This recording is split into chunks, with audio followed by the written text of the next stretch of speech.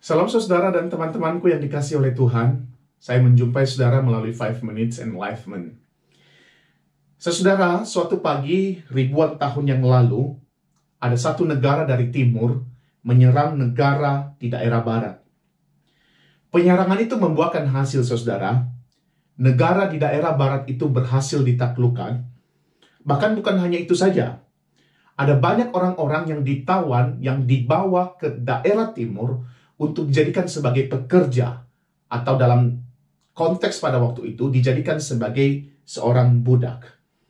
Di antara ribuan orang yang dibawa, saudara, ada satu gadis belia yang masih remaja yang ditawan ke sana.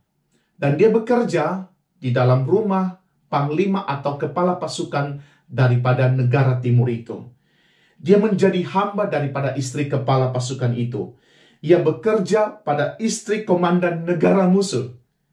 Bisa dibayangkan, saudara, betapa tertekannya hidup seperti itu.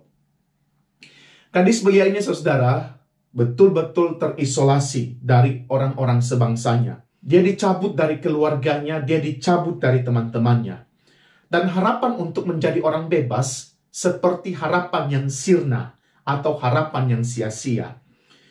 Hidup sebagai seorang budak, saudara, adalah profesi yang akan dijalankan seumur hidupnya.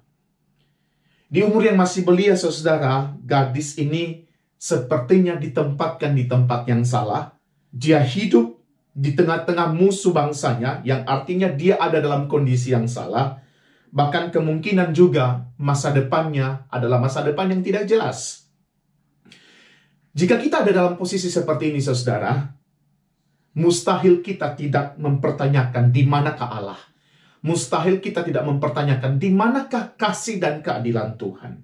Singkat cerita, saudara, suami dari tuannya ini, yakni kepala pasukan yang menyerang kota daripada gadis ini, mengidap satu penyakit yang pada zaman itu adalah penyakit yang susah disembuhkan. Kepala pasukan ini sudah mencoba segala cara tetapi tidak membuahkan hasil. Lalu bagaimana tanggapan daripada gadis belia ini?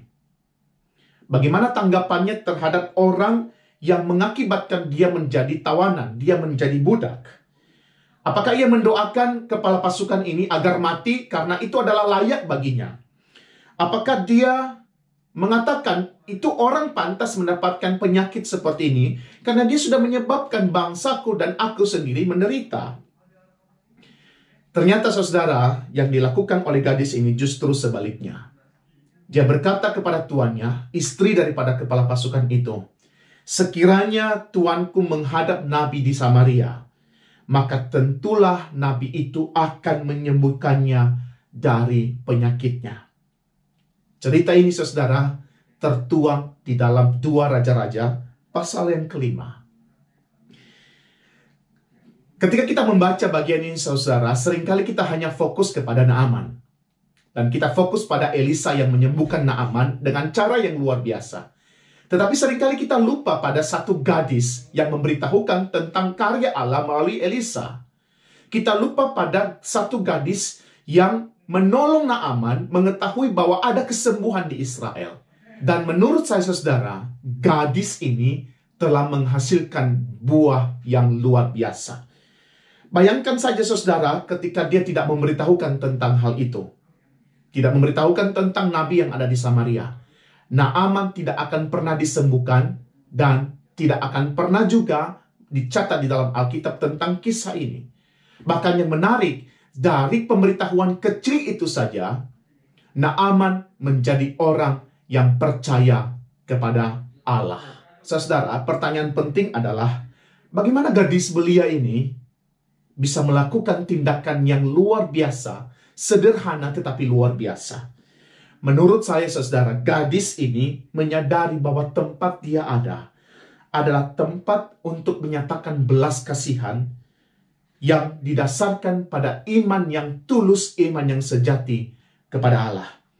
Ia melakukan sesuatu yang didasarkan pada kasih dan ketulusan yang berorientasi pada kemuliaan Allah. Saudara, mungkin Anda berpikir hari ini bahwa aku ini ditempatkan di tempat yang salah. Ditempatkan dalam kondisi yang salah. Ditempatkan di dalam keadaan yang salah. Ingat, saudara, di dalam segala keadaan, Tuhan memanggil kita untuk menghadirkan dirinya dan sekaligus menghasilkan buah yang bertujuan memuliakan Allah sendiri. God bless us.